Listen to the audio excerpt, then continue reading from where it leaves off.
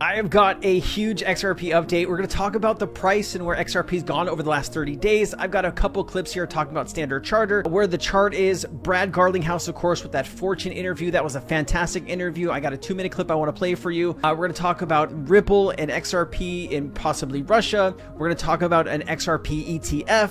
There's so much more here I want to get through. So let's go ahead and start here at the chart. We're up 26% over the last 30 days. And I think people's excitement is starting to come back. There's a lot more news happening around Ripple and XRP. We're hopefully at the end of the court case in August. I know a lot of people have been guessing that August is the time frame. We've been talking about this for 2 years. It would be nice to put it all behind us. And then this is over the last 2 weeks. This is July 16th. You saw billions of dollars flowing into XRP, and it has really kind of been building off that. This is a great chart to kind of show where we are in the cycle. We're still around, we're still in the hope phase, and we haven't got to the euphoria phase. But just remember, guys, you know, markets go up and they go down. My biggest problem, I left a lot of money on the last bull market on the table because I wasn't selling around this euphoria phase when I should have.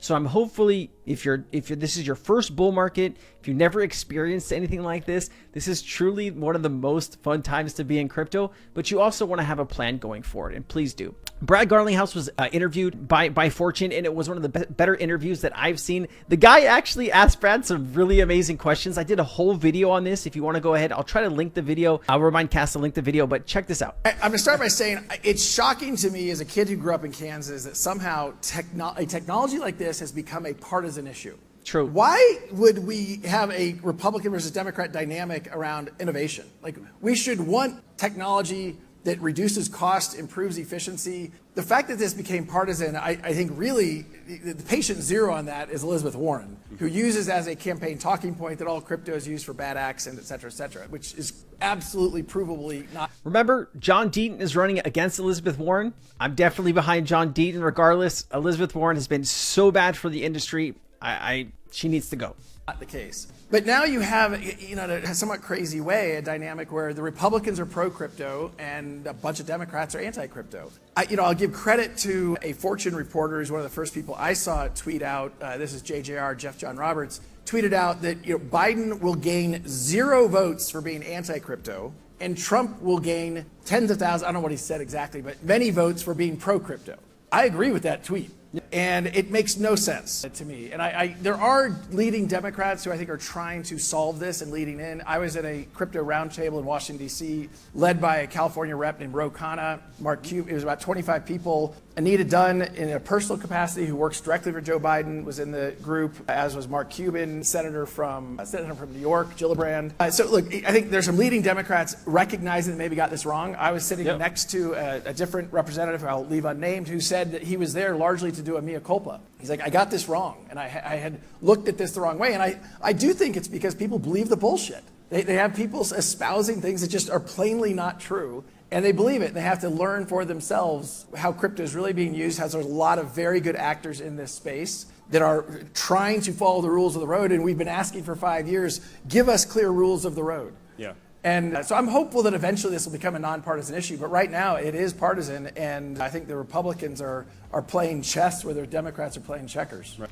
Well said. I think Elizabeth Warren probably regrets everything she said about crypto now. I think she didn't realize the backlash that she would have, the millions of people that are passionate about crypto, that want to see crypto flourish in the United States. I think she overplayed her hand, and we'll see what happens during the election time. So if you've been living under a rock, Trump has decided to make JD Vance his vice president. Now, there's a lot of opinions about JD Vance, but one of the cooler things about JD Vance is that he owns Bitcoin. And I believe he's one of the very few people in Congress and the Senate, he's in the Senate, I believe, that has the most Bitcoin. I think it's like 250 grand. It's not like tens of millions, it's like 250 grand. But he's also bullish on crypto, which could be beneficial if the Trump campaign wins. Let me just play a little bit of this for you. If there's a candidate for worst person, in my view, at least in terms of my substantive disagreements, I'm sure he's like a nice guy, is Gary Gensler. Okay, so Gary Gensler is sort of the complete opposite of my view. And there are 2 problems that I have with Gary. One of which is that I think he wants to inject politics way too much into the actual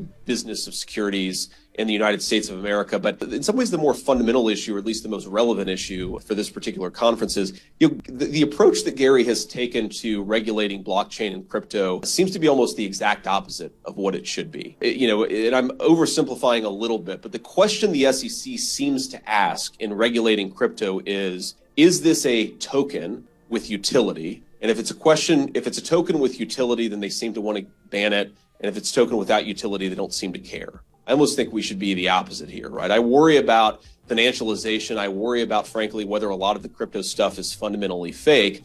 But if a token actually has utility, that's the sort of thing that, by all means, regulate it. By all means, be careful about, how consumers interact with it. But you don't want to just get rid of this stuff. And here's where I really, really worry about this is a lot of the newest challengers to the social media incumbents of 2024 are going to require some blockchain technology to make their business work. Maybe they'll require a token that supports verification. There are all of these ways in which the companies, when I talk to sort of friends who are still in the VC industry, the companies that are most exciting to them, they're doing actual things in communications in the 21st century, in 2024, I should say, those companies very often rely on high utility tokens to do things like verification. Well, if we're not making it possible to do verification, then we're going to make it really hard to challenge the existing incumbents in the space.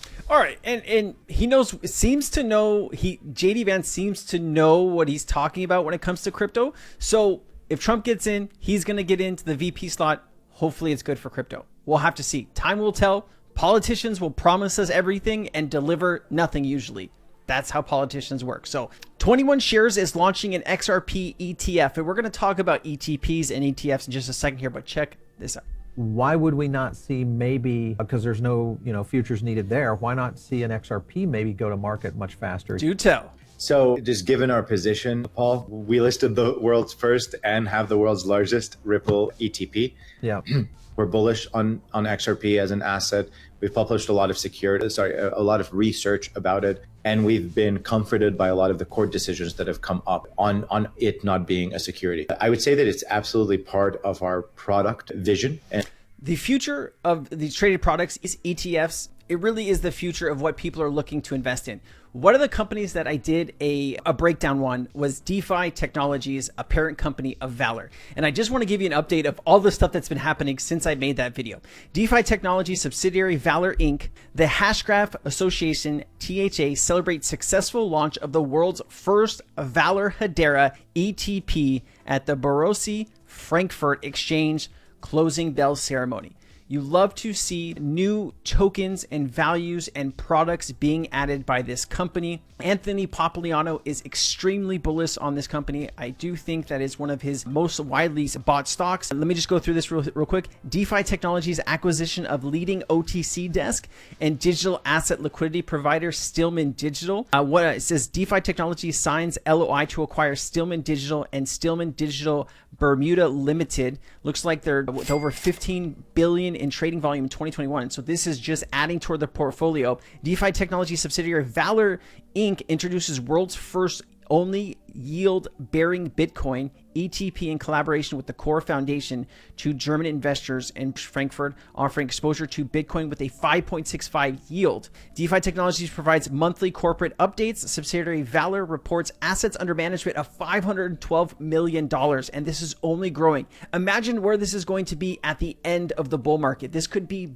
tens of billions of dollars, right? Up to 37% of the fiscal year, bolstered by a continued month-over-month net inflows of around $4.8 million. This is truly insane. DeFi Technologies provides monthly corporate update, announces Bitcoin treasury strategy. I mean, these guys are full in on crypto. DeFi Technologies subsidiary Valor Inc. announces launch of world's first exchange-traded product of the Near token protocol. And Near was just added to a huge DeFi fund. And if you're looking to trade this on the stock exchange, it's DEFTF is the ticker.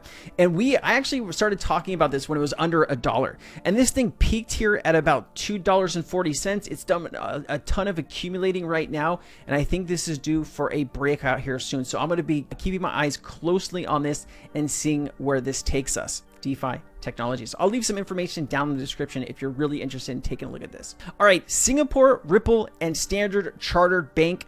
You won't wait 5 minutes for a web page to load. Why would you wait 3 days for a payment? I love that. We live in a days of instant gratification. You won't wait 5 seconds for a web page to load. Why would you wait 3 days for a payment to settle? So let's go real time. The world is moving real time, so should payments and other forms of settlements. Well, we had two use cases with Ripple. The first one was on trade finance, where we tried to solve the problem of duplicate invoice financing under the codename TradeSafe, in which we collaborated with DBS and IDA, the Singapore sovereign. The second use case is on cross-border payments. So we want to make cross-border payments real-time, instantaneous, with full transparency. So these are the 2 use cases we are working on. Imagine where we're going to be in 2 years from now, 3 years from now, 5 years from now, right? The tokenization of assets, value moving instantaneously across borders without waiting 3 to 5 days for settlement. That is the future that we're heading down.